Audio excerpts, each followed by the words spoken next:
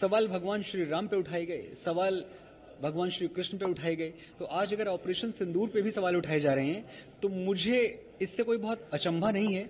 लेकिन मैं ये समझता हूं कि पहली बार हमने ये देखा कि एक तिरंगे झंडे के तले पूरा देश आके खड़ा हो गया और हमारी जो आर्म्ड फोर्सेस थी, हमारी जो सेनाएं थी, उन्होंने इतना मुंहतोड़ जवाब दिया एक आतंकी कार्रवाई का। हम इसको सेलिब्रेट कब करेंगे? हम सवाल ही उठाते रहेंगे, हम कभी सेलिब्रेट भी करेंगे? आप अपनी सेनाओं का मनोबल ऊंचा करने के लिए क्या कर रहे हैं? आप जिस तरह के सवाल उठाते हैं, एक तो उनकी कोई बुनियाद नहीं है। मेरे ख्याल से अब एक ऐसा समय है जब हमको भारत के शौर्य को, भारत की सेना को पूरी तरह से एक उत्सव की तरह मनाना चाहिए। हमारा वो बुज़दिल पड़ोसी जिसने धर्म पूछ के हमारे भाइयों को मार दिया था, जो जवाब उसको देना था वो हमने दिया है। और एक बात मैं आपको और बता दूं, इस गलतफहमी में कोई न रहे कि सीज फायर का मतलब ये है कि ऑपरेशन सिंदूर खत्म हो चुका है। ऑपरेशन सिंदूर सिर्फ हॉल्ट हुआ है।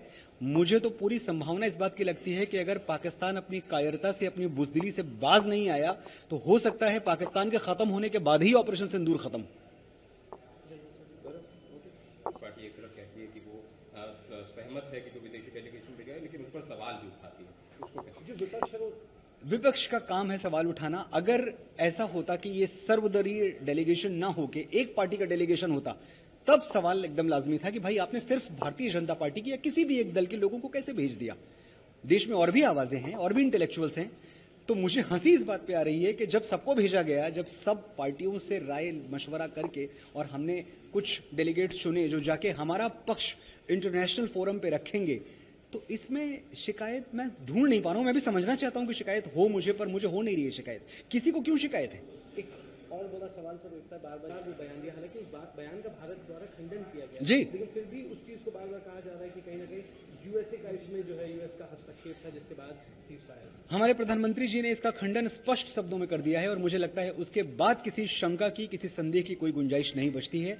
जो सीज फायर हुआ है ये पाकिस्तान की सेना और भारत की सेना के बीच की बात है। इसमें ट्रंप या किसी भी तीसरी ताकत का कोई रोल, कोई भूमिका मैं नहीं देखता। स्पेशली शिमला समझौते के बाद तो यह तय हुआ था कि कोई तीसरी शक्ति इसमें इन्वॉल्व होगी ही नहीं।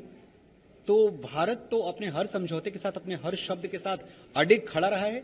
तो मैं ये मानने से पूरी तरह इनकार करता हूं कि भारत ने ट्रंप को या किसी के लिए भी वो विंडो खोली होगी कि आप आए हमारे बीच में सुलह कराएं। हम तो हमेशा से इस बात के खिलाफ थे कि जो कश्मीर है वो मुद्दा भारत का आंतरिक मुद्दा है, इसको हम इंटरनेशनल मुद्दा मानते ही नहीं है।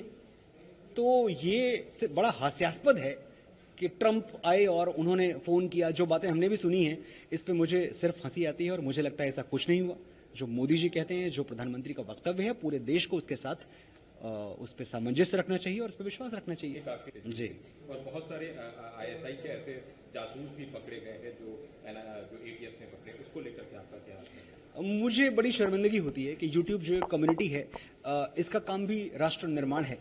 और आज जब यूट्यूब पे अच्छी खासी फॉलोइंग रखने वाले लोग, लाखों लोग जिनको फॉलो करते हैं, अगर वो देशद्रोह में किसी भी तरह से लिप्त हैं, तो ये बड़ा अलार्मिंग है, ये बड़ा चेतावनी का और चिंता का विषय है।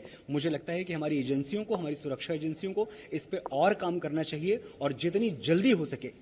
मैं एक बात हमेशा कहता हूं कि भारत को खतरा कभी पाकिस्तान के परमाणु बम से नहीं है, जो भारत के कीटाणु बम हैं उनसे बड़ा खतरा है भारत को।